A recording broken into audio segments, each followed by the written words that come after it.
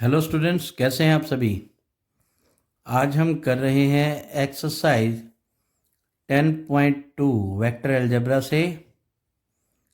तो आज के कुछ कंसेप्ट्स हैं जो मैं आपको बता देता हूं। पहले थोड़े ज़्यादा हैं, थोड़े नहीं थोड़े ज़्यादा हैं, तो आप सभी नोट जरूर करेंगे।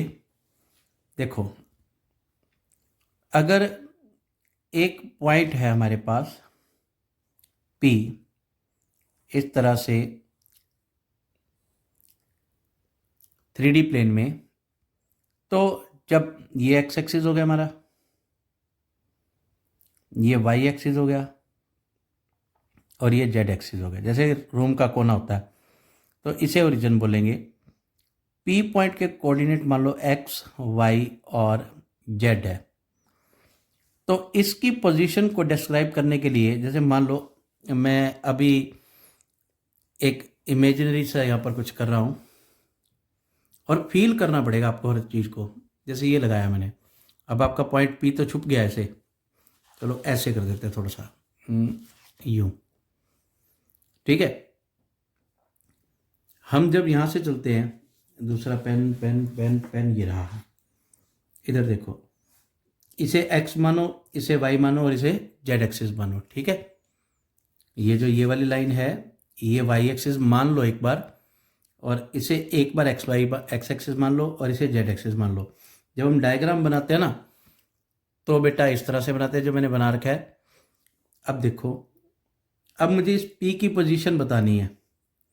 ये पोजीशन क्या होगी, इधर से चल कर जाओगे यूं, तो ये पॉइंट मतलब p पॉइंट जो है ना, अगर जैसे ये हवा के अंदर यूं लटका हुआ है, ये पेन की टिप दिख रही है ना, ये हवा के अंदर लटका हुआ है, वैसे ही एज्यूम करोगे इधर वाले पी पॉइंट को, ए यू, ठीक है। मान लो ये पी पॉइंट जो है वो हवा के अंदर है। भाई मैं आर्ट एंड क्राफ्ट में तो एक्सपर्ट नहीं हूँ, लेकिन बात समझने की कोशिश करना।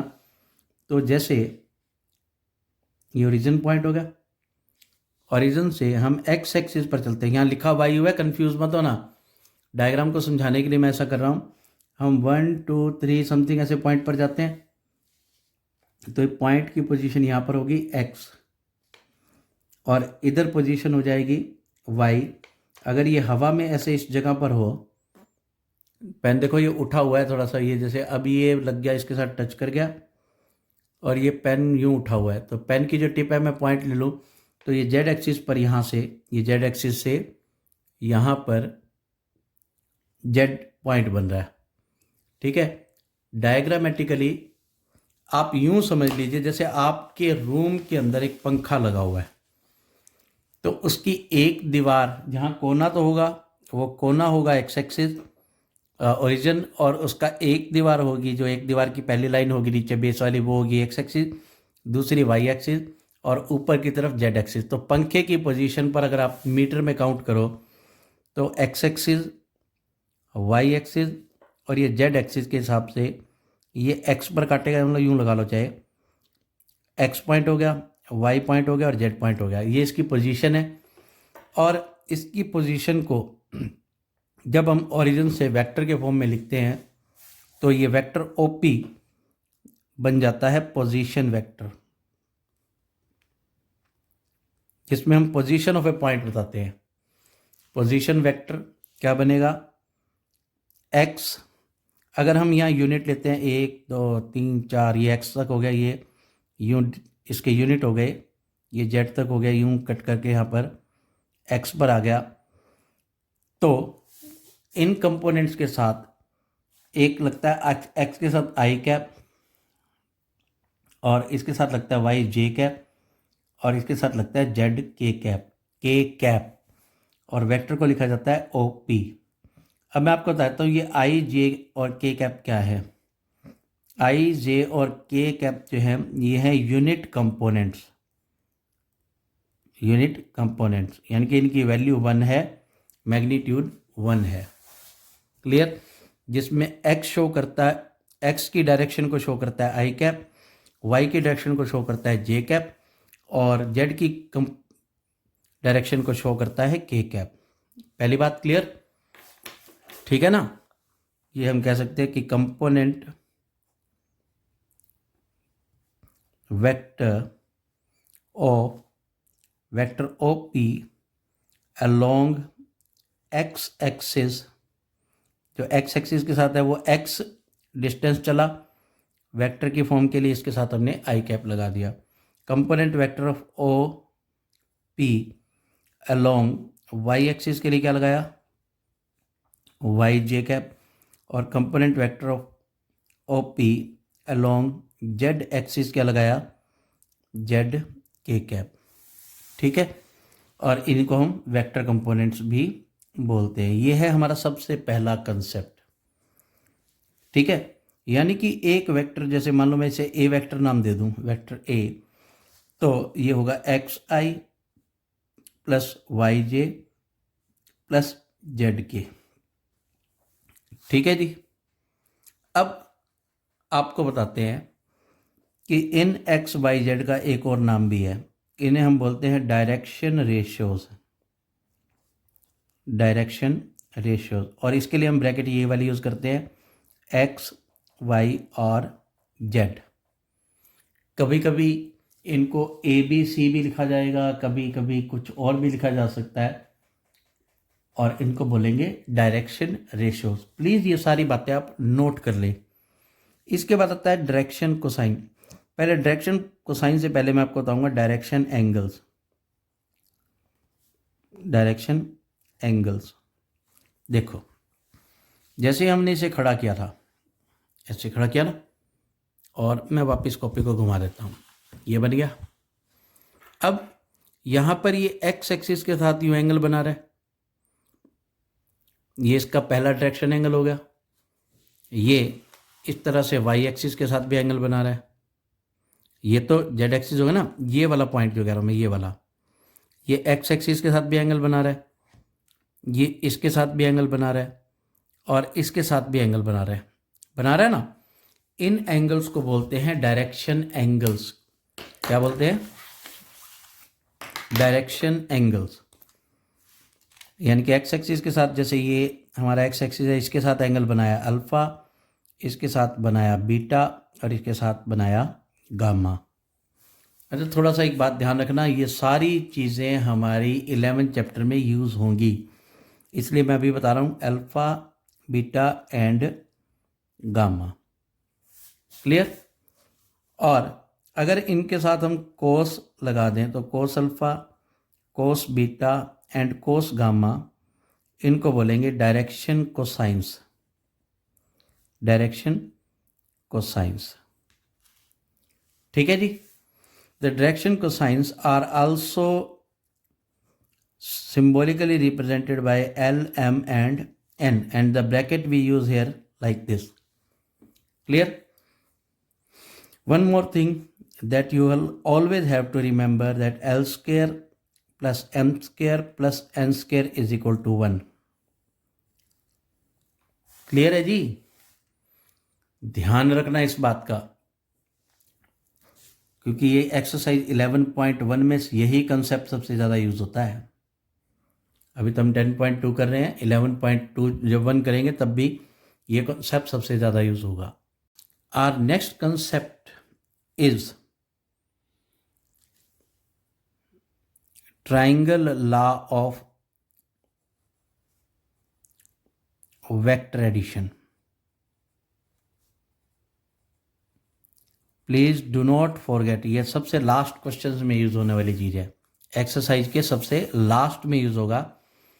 Late we are given a vector A B and from B another vector BC, then this will be the resultant vector AC, and the relation between them is vector AB plus vector BC equals vector AC. Clear? Let me tell you one more thing. A vector is represented like this, A B, vector AB. If we change their position, then vector AB will be equal to minus BA. ये minus क्या करता है, this minus shows the direction, anti direction of A vector. मतलब direct vector इधर जा रहा है लेकिन हम उसको माइनस पी ए लिख दें तब भी इसका मतलब सेम होगा. ठीक है, चलो इसको अभी यूज़ कर लेते हैं हम. A B plus B C equals A C. We can bring this A C to this side. A B plus B C minus A C. But ये कुछ अच्छा नहीं लग रहा, ये दोनों में प्लस के हैं. Then we can change its direction plus C A. The both these expression have same meanings. Okay, clear?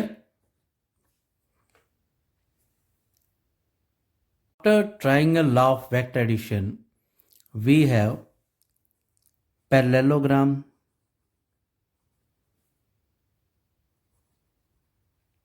law of vector addition.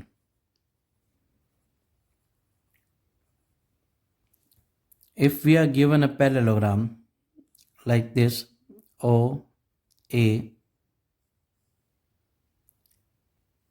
B, and C, and this vector is represented by vector A and that vector B, then resultant vector, this OB, will be equal to vector A plus vector B. Why is it so? Because vector B and vector B, AB, are parallel and equal. That's why we can say that vector OB will be equal to vector A plus vector B. ये है parallelogram law of vector addition. Clear? So now, as I told you earlier, that a vector A or vector, any vector we can say, vector A is given by AI cap plus BJ cap plus CK cap. What will be its magnitude? यानी कि इस vector का magnitude निकालना है. Magnitude मतलब इसकी length निकालनी है. अगर इसकी लेंथ निकालनी है तो ध्यान से समझो. This vector is A, B, C and we have to find the length OA. You know very well that length can be described by the distance formula that you studied in class +1. A minus 0, B minus 0 square plus C minus 0 square, that is equal to A square plus B square plus C square. Some of the students might not completed or understood this method. Let me tell how did I find this. X2 minus x1 square plus y2 minus y1 square plus z2 minus z1 square. We can see it is from the origin and x1 y1 z1 x2 y2 z2. We can apply this distance formula and we can get this. What do we call this distance? This distance is called as magnitude of vector A, which is represented by this. Okay, so please note down, magnitude of a vector is A square plus B square plus C square when vector A is represented by AI plus BJ cap plus CK cap. Have you got this magnitude? Second is we are talking about parallel or collinear vector. A vector is A and another is vector B. When they will be parallel or collinear, if vector B is a lambda vector A or vector A is equal to lambda vector B, where lambda is any scalar, then the vectors will be parallel or collinear. Let me take an example. Vector A is 3i minus 4j plus 5k and vector B is 6i cap minus 8j cap plus 10k cap. then you can see vector B is twice of vector A, because we can take 2 common and it will become 3i minus 4j plus 5k. We can say here the vector B is twice of vector A, so vectors are parallel or collinears. As I told in the previous class that two vectors are parallel or collinear have the same meanings. Clear? Now we will learn how to find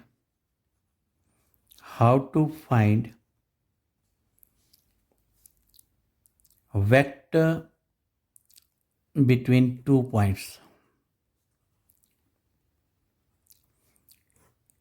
In the 3D plane, if 2 points are given like this, A and B, the points are x1, y1 and z1.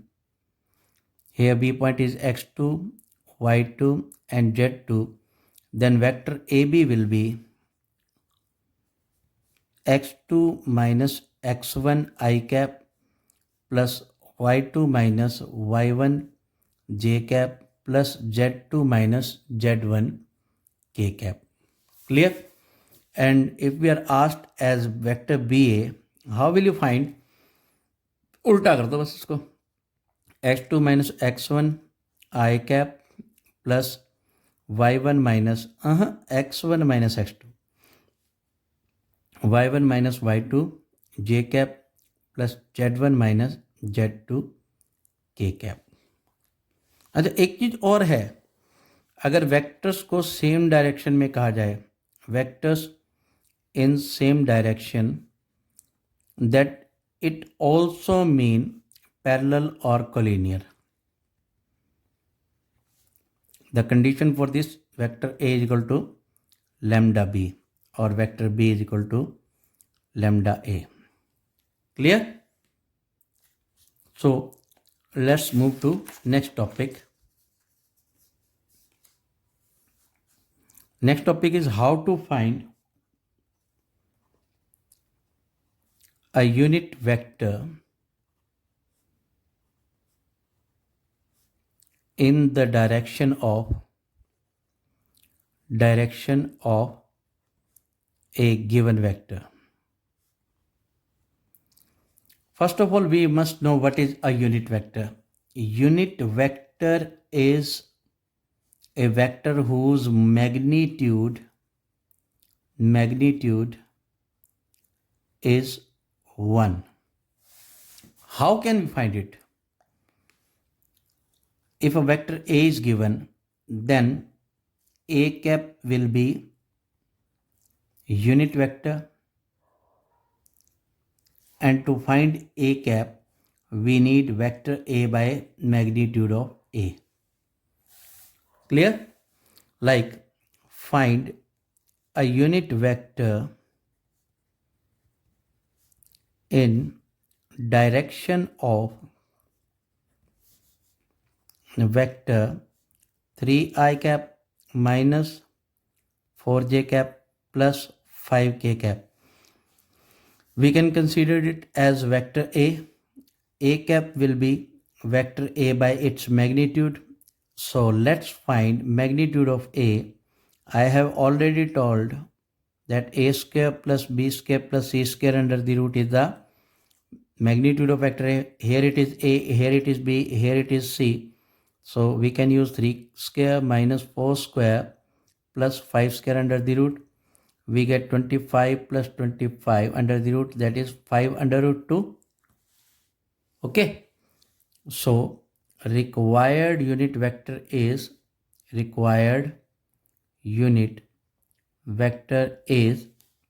A cap, that is equal to 3i minus 4j plus 5k. I am using this relation. Vector A, we have this. We can use this upon 5 under root 2 is the answer. Very easy. Please pause the video and note it down. We have the next concept. finding a vector in direction of given vector and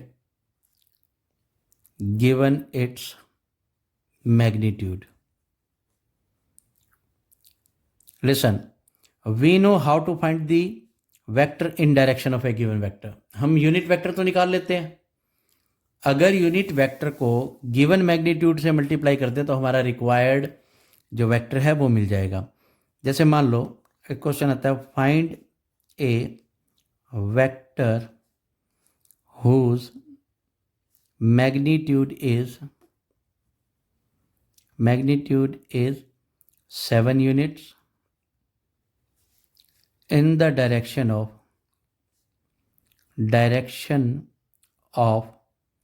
vector 3i minus 4j cap.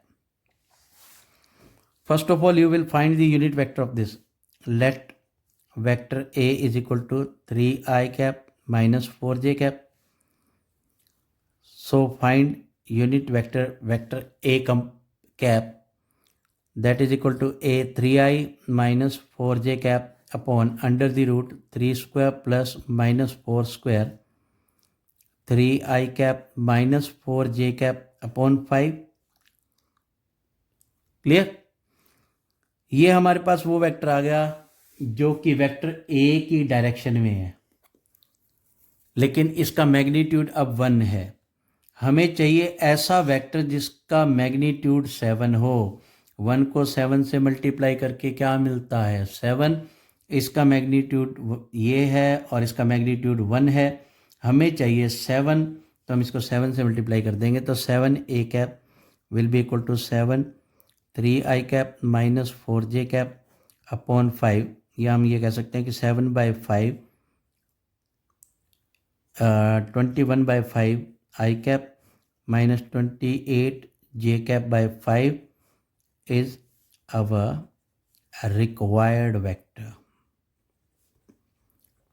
Clear? ये सारे concept अच्छे से समझ लो, क्योंकि पूरी exercise के concept बता रहा हूँ, क्योंकि आगे यही कंसेप्ट आगे यूज होंगे. ठीक है?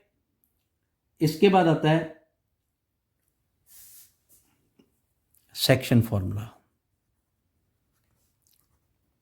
सेक्शन फॉर्मूला आप लोग 10th से पढ़ते आ रहे हैं, है ना? 10th और 11th में पढ़ा है. मैं 11th की बात करता हूँ. एक लाइन को जब बीच में कोई पॉइंट काटता है, m/n इंटरनली जिसे बोलते हैं, तो आप क्या करते थे? इस एक्स वाई की वैल्यू निकालने के लिए एक्स की वैल्यू निकालते थे. m यहाँ से ये x2 y2 और ये x1 y1, तो x की वैल्यू निकालते थे mx2 plus nx1 upon m plus n, और y की वैल्यू निकालते थे m y2 plus n y1 upon m plus n. और एक्सटर्नल में यहाँ माइनस का साइन आ जाता था. एक्सटर्नल डिवीजन में माइनस का साइन आ जाता था. अब बात कर रहे हैं वेक्टर की. आखिर वेक्टर को काटेगा कौन? कैसे कटेगा? ये बात भी तो है ना. देखो, जब एक वेक्टर यूं जा रहा है, ठीक है, और एक वेक्टर यूं जा रहा है, ठीक है, तो इन दोनों के इस रिजल्टेंट वेक्टर पर जब कोई एक वेक्टर ऐसे इंटरसेक्ट करता है, इसको m/n में काटता है. ठीक है, ये वेक्टर b है और ये वेक्टर a है. तो इंटरनल डिवीजन में ये जो वेक्टर हमारा नया वेक्टर आया है, ये वेक्टर बनेगा mb vector plus na vector upon m plus n. और एक्सटर्नल डिवीजन में ये वेक्टर बनेगा mb vector minus na vector upon m minus n. ठीक है, लगभग लास्ट क्वेश्चंस में ये यूज़ हो रहा है सेक्शन फॉर्मूला। और सेक्शन फॉर्मूला के बाद ही मान लो मिड पॉइंट पर काटता है तो मिड पॉइंट फार्मूला क्या बनेगा? Mid point formula for the section formula और the required vector will be vector A plus vector B by 2। ये सारे कॉन्सेप्ट्स इस एक्सरसाइज में यूज होने वाले हैं। ठीक है जी, अब आप तैयार हो जाओ एक्सरसाइज के लिए। एक्सरसाइज 10.2 हम कर रहे हैं। Compute the magnitude of the following vector. Vector A we are given I cap plus J cap plus K cap. We have to find out the magnitude of A. How can we find? a square plus b square plus c square under the root. What is a here? 1 and 1. 1 square plus 1 square plus 1 square under the root, that is equal to under root 3. Clear? Now rest of the two parts you can do yourself, quite easy those are. Now question number 2 is write two different vectors having same magnitude.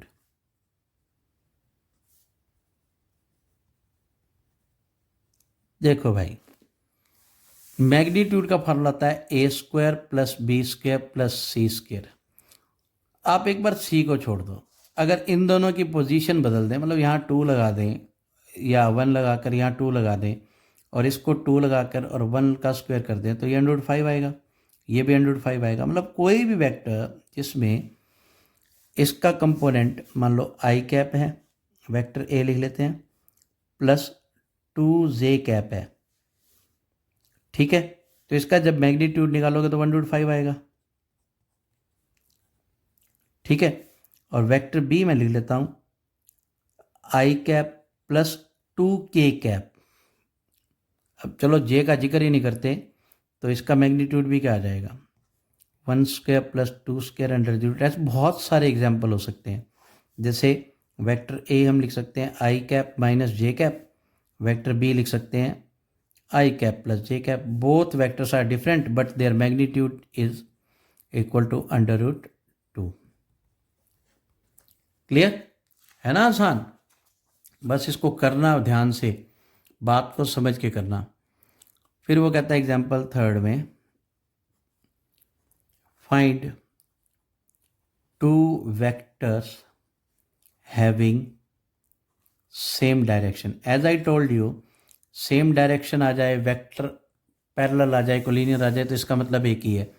और इसकी condition होती है vector A is equal to lambda B. आप randomly कोई भी vector लिख लो यार, 2j plus 3k हो गया, और इस सारे नंबर्स को किसी एक नंबर से मल्टीप्लाई कर दो। जैसे 2 से करेंगे तो 2i plus 4j plus 6k बन गया।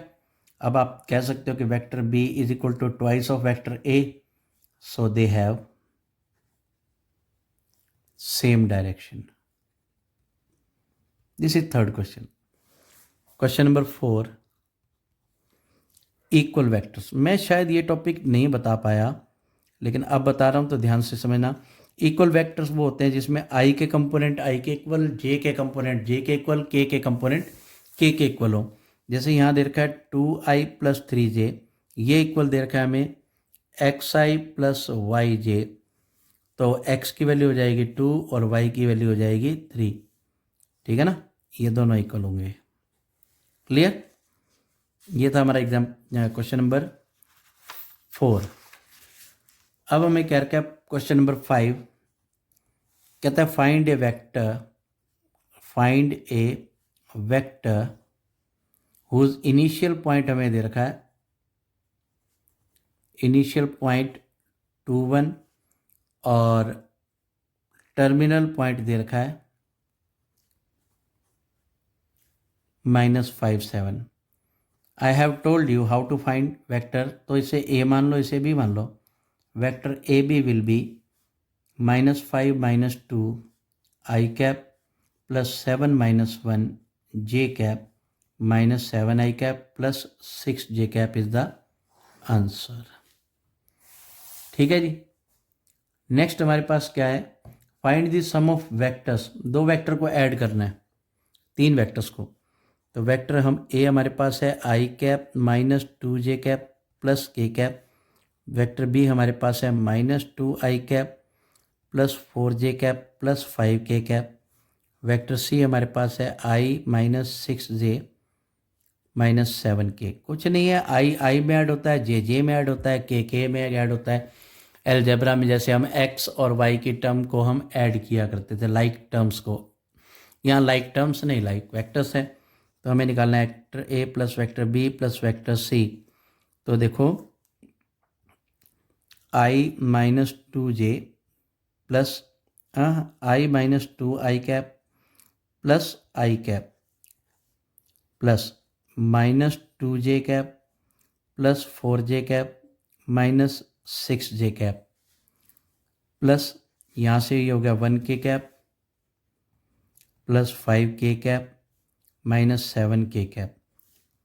इसका आंसर क्या आ गया, 1 1 माइनस 2 2 माइनस 2 जीरो करेंगे, माइनस 8 प्लस माइनस 4j और 6 minus 7 minus k cap is the answer. Very easiest. 7th question में भी ऐसे ही कहता है कि find a unit vector in direction, ये मैं आपको करवा चुका हूँ कॉन्सेप्ट्स में। और 8th क्वेश्चन में क्या कहता है, find A vector in the direction of P Q, P के पॉइंट्स दे रखे हैं हमें 1 2 3 और क्यू कोऑर्डिनेट दे रखे हैं 4 5 6। आसान है, पी क्यू कैसे निकालते हैं, x2 minus x1 I cap plus y2 minus y1 j cap plus z2 minus z1 k cap. ठीक है, सीधा भरो, 4 minus 1 I cap plus 5 minus 2 j cap plus 6 minus 2, ये भी कंसेप्ट करवाते समय बता दिया था, 3i cap plus 3j cap plus 3k cap. ठीक है, ये हमारे पास वेक्टर पी क्यू आ गया। लेकिन क्वेश्चन है कि इसका वेक्टर ए लिख लेते हैं, यूनिट वेक्टर निकालना है। यूनिट वेक्टर निकालना है तो वेक्टर ए आपके पास है तो ए कैप निकालना कौन सी बड़ी बात है, vector A by magnitude of vector ए। इसका मैग्नीट्यूड निकालने का तरीका क्या होगा, 3 का स्क्वायर प्लस माइनस 3 का स्क्वायर प्लस 3 का square under the root, under root कितना हो जाएगा 927 यानी कि 3 अंडर रूट 3, बस इसके नीचे लगा दो आपका आंसर आ जाएगा। ठीक है, ऐसे ही 9th है, सिंपल है, 10th है वो भी आप कर पाएंगे। 11th में शो करना है कि वेक्टर कोलिनियर है। ठीक है, पहला वेक्टर हमें दे रखा है 2i minus 3j plus 4k और सेकेंड वेक्टर हमें दे रखा है minus 4i plus 6j minus 8k।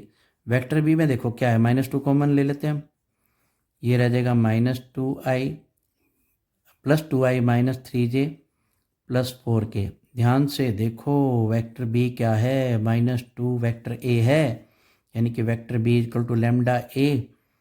तो हम कह सकते हैं कि vector B is scalar multiple of vector A, so vector B and vector A are collinear. काफ़ी आसान है ये एक्सरसाइज, मुझे तो अपने लेवल पे बड़ी आसान लगती है। एग्जाम्पल नंबर 12 आपको करवा देता हूँ मैं, एग्जाम्पल तो नहीं है ये, क्वेश्चन नंबर 12 है, कहता है फाइंड डायरेक्शन कोसाइंस। अरे बाप रे बाप, ये बात तो मैं बताना भूल गया आपको। डायरेक्शन कोसाइंस मैंने आपको बता तो दिया था कि ये कोस अल्फ़ा, कोस बीटा और कोस गामा होते हैं, पर मैंने आपको निकालने का तरीका नहीं बताया था, जिसका फार्मूला होता है LMN। मैं आपको बताया तो डायरेक्शन कोसाइन क्या है, direction ratios of a unit vector. ठीक है, जैसे मान लो वेक्टर ए दे रखा है आपके पास, vector A I J I cap B J cap plus C K cap. तो अगर मैं इसका यूनिट वेक्टर निकालूं तो क्या बनेगा, A by under root A square plus B square plus C square. अगर अभी भी कई बच्चों को ये लग रहा है ना यार ये क्या कहानी गा दी, तो भाई यूनिट वेक्टर का फॉर्मूला होता है वेक्टर ए बाय में मैग्नीट्यूड ऑफ ए, और मैग्नीट्यूड ऑफ ए का फार्मूला क्या होता है, A square plus B square plus C square under the root, मैंने वही किया, B by A square plus B square plus C square under the root J cap plus C by A square plus B square plus C square under the root K cap. तो जो direction cosines होंगे किसी भी vector के वो क्या होंगे, A by under root A square plus B square plus C square, B by under root A square plus B square plus C square, और C by under root A square plus B square plus C square. ठीक है, अब आप किसी भी question का direction cosine easily निकाल सकते हो। ठीक है जी। और अगर मान लो आपको एंगल निकालने हो, एंगल निकालने और भी आसान है, यही कोस अल्फा है, यही कोस अल्फा है, यही कोस बीटा है और ये कोस गामा है। अगर ये तीनों इक्वल आ जाएं तो इनकी जो एंगल है वो भी इक्वल होंगे। बाकी एक्सरसाइज के सारे पॉइंट्स और सारे क्वेश्चंस मैं आपको करवा चुका हूं, तो प्लीज़ एक्सरसाइज अब कर लीजिएगा आसानी से। ठीक है, thank you and have a very wonderful time. Next class में मिलेंगे 10.3 के साथ। God bless you all.